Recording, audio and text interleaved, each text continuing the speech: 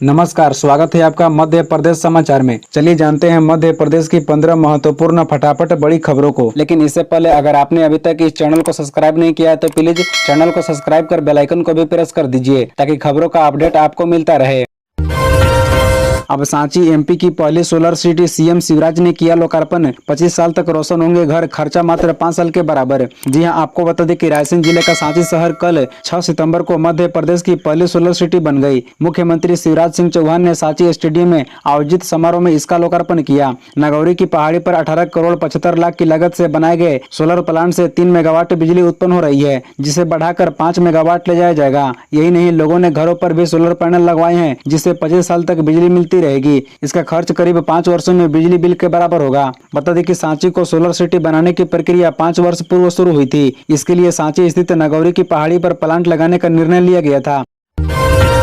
पहली बार घर से वोटिंग कर सकेंगे बुजुर्ग और दिव्यांग। एमपी में 4 अक्टूबर को आएगी final voter list. 5000 polling booth संभालेगी महिलाएं। जी हां, बता दें कि मध्य प्रदेश में विधानसभा चुनाव के लिए 4 अक्टूबर को फाइनल वोटर लिस्ट जारी होगी। 11 सितंबर तक इसमें नाम जुड़वाए जा सकते हैं। चुनाव आयोग इस बार वोटिंग में फीमेल पार्टिसिपेशन बढ़ाने पर फोकस कर रहा है। 5000 पोलिंग बूथ महिलाएं मैनेज करेगी। यहाँ सुरक्षा कर्मी भी महिलाएं ही रहेगी। करीब 50% से ज्यादा पोलिंग बूथ पर वेबकास्टिंग की जाएगी। सीनियर सिटीजन और दिव्यांगों को घर से वोटिंग की सुविधा मिलेगी। ऐप से बूथ पर गड़बड़ियों की शिकायत की जा सकेगी। बता दें कि बुधवार को भोपाल के Kushabhau Thackeray international convention centre में चुनाव आयोग ने प्रेस कॉन्फ्रेंस की। इसमें आयोग ने विधानसभा चुनाव की तैयारियों को लेकर जानकारी दी। पिछले 2 दिन तक भारत निर्वाचन आयोग की फुल बेंच ने प्रदेश भर के अफसरों के साथ बैठक की।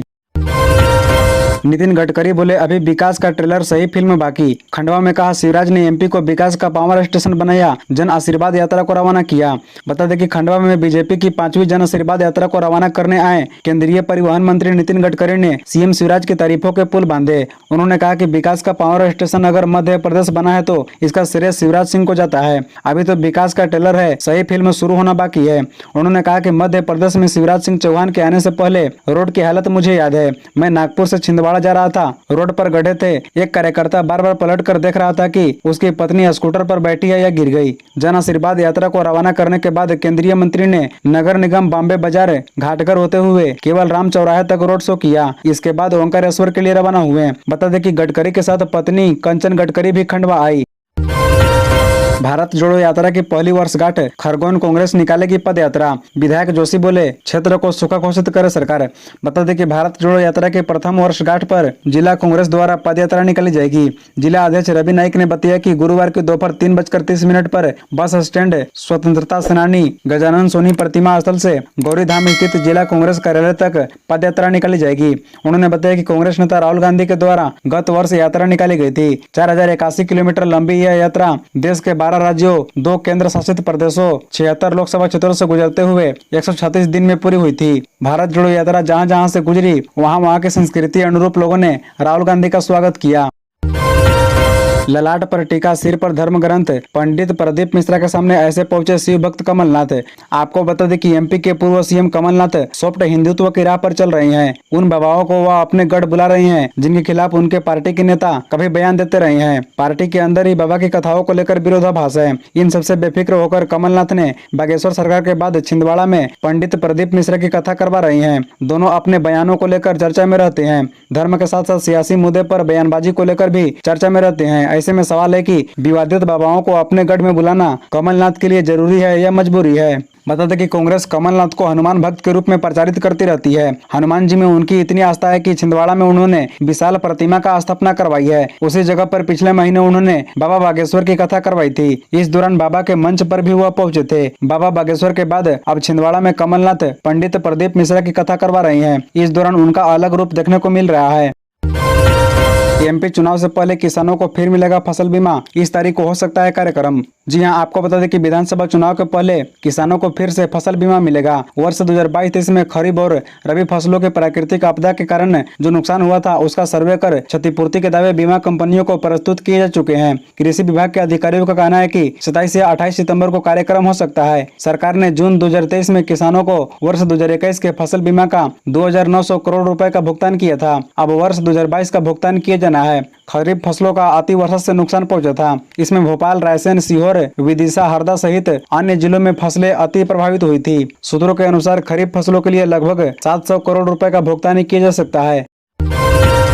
रुधि डुल्हार बाईपास का आश्वासन दे गए गडकरी। सीएम ने खंडवा को सिंचित बताया, मांगे छोड़ सांसद विधायक ने सिर्फ तारीफ की। जी हां, आपको बता दें कि इंदौर संभाग की जन आशीर्वाद यात्रा का शुभारंभ बुधवार को खंडवा में केंद्रीय सड़क एवं परिवहन मंत्री नितिन गडकरी ने किया। उनके साथ मुख्यमंत्री शिवराज सिंह चौहान और भाजपा प्रदेश अध्यक्ष बीडी शर्मा मौजूद रहे। संभाग स्तर के कार्यक्रम में स्थानीय नेता चाहते तो चुनावी साल में सीएम और केंद्रीय मंत्री को शहर के मुद्दों से अवगत कराते, लेकिन वे विधानसभा और लोकसभा लड़ने की चाह में सरकार के समक्ष कोई मांगे नहीं रख पाए, बल्कि खंडवा को जो कुछ मिला उसकी तारीफ ही की। रिंग रोड के मुद्दे पर मंत्री गडकरी ने रुधि से डुल्हार फाटा तक बाईपास बनाने का आश्वासन दिया है। रिंग रोड के हिसाब से पूर्व में 10 गाँव से रिधु तक के 4 लेन सड़क को मंजूरी दी गई है।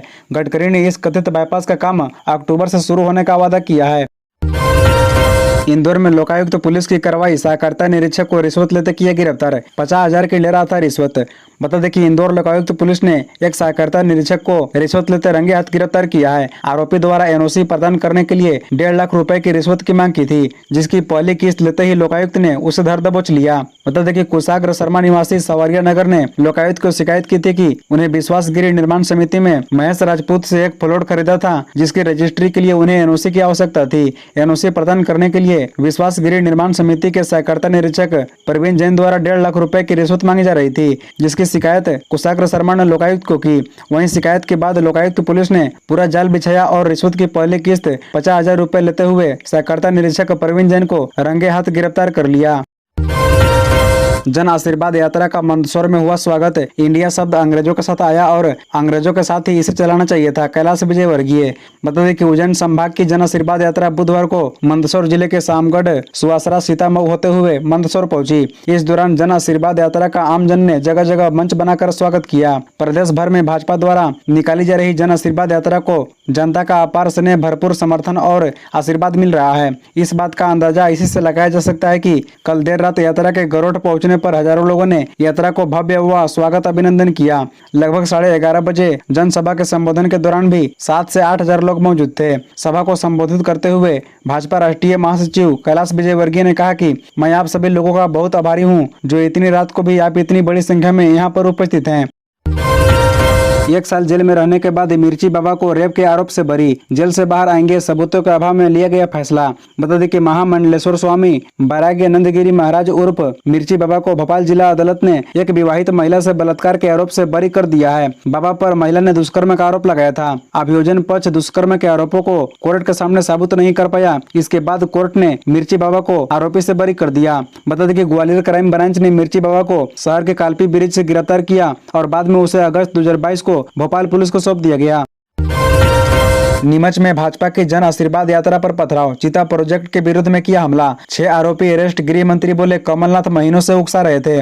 बता दें कि मध्य प्रदेश के नीमच में मंगलवार को भाजपा की जन आशीर्वाद यात्रा पर कुछ लोगों ने पथराव कर दिया। करीब 100 से 150 लोग यात्रा के सामने आ गए। भाजपा नेताओं ने काफी देर तक उन्हें समझाने की कोशिश की, तभी अचानक यात्रा पर पथराव शुरू हो गया। बताया जा रहा है कि ग्रामीणों ने सड़क पर पत्थर जाम कर रखे थे। इस हमले में यात्रा में शामिल वाहनों के कांच फूट गए। इस मामले में बुधवार को गृह मंत्री नरोत्तम मिश्रा ने रीवा में कहा, कमलनाथ कई महीनों से उकसाने का काम कर रहे थे। वे कह चुके थे कि मणिपुर जैसा पथराव हो सकता है। बता दें कि एडिशनल एसपी नवल सिंह सिसोदिया ने बताया कि पुलिस ने 19 लोगों को नामजद आरोपी बनाया है। अब तक भेरूलाल सहित 6 आरोपियों को गिरफ्तार किया जा चुका है। वीडियो के आधार पर अज्ञात लोगों की पहचान कर उन्हें भी आरोपी बनाया जाएगा।